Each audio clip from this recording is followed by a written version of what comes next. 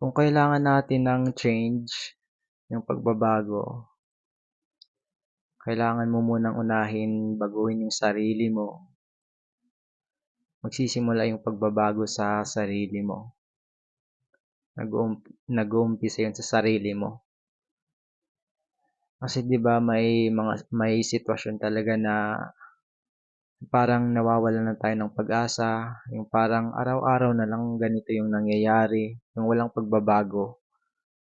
Parang nai-stuck tayo sa isang episode, sa isang scene, sa isang sitwasyon.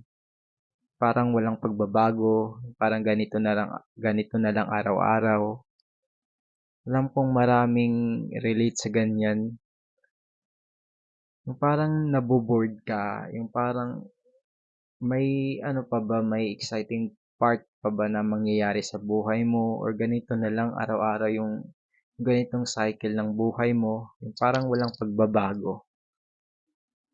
Isang beses din, kahit ako na-experience ko yan, na-experience ko din yung ganyan, kahit araw-araw, ganyan.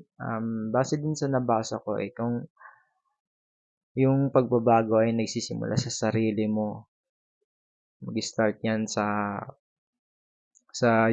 mga gagawin mo hanggang sa unti-unti na magbago kumbaga yung patutunguhan mo, yung kwento mo.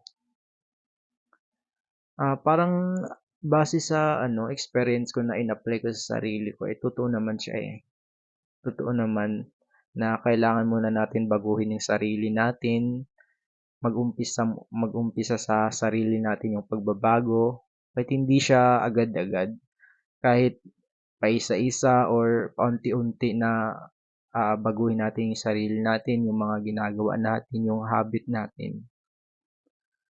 Kasi ako naramdaman ko din yung magandang result niyan Sometimes talaga hindi hindi mo hindi mo nako-continue yung ganong change kasi minsan ang daming temptation sa paligid kaya minsan nahihinto ka sa goal mo na gusto mong gawin or ito yung gagawin ko na sunod-sunod minsan nahihinto ka kasi ang daming temptation sa paligid. Ang the best lang na gawin mo magpatuloy. Kahit sobrang bagal, umusad yung ginagawa mong pagbabago sa sarili mo. At least patuloy siya, tuloy-tuloy yung change na yun. Huwag ka lang mawalan ng pag-asa, tuloy-tuloy mo lang yung ginagawa mong unti-unting pagbabago sa sarili mo.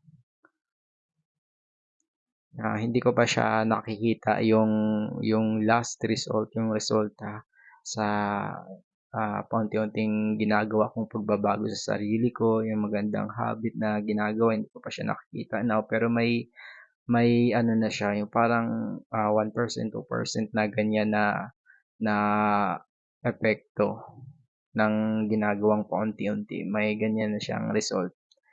Kaya kahit hindi pa full, kaya inano ko sa sarili ko na ipagpatuloy yung ganong habit, yung ganong change na gagawin ko sa sarili ko. Kaya ikaw sana ganun din at mahanap mo din yung rason kung bakit gusto mo ipagpatuloy yung buhay mo.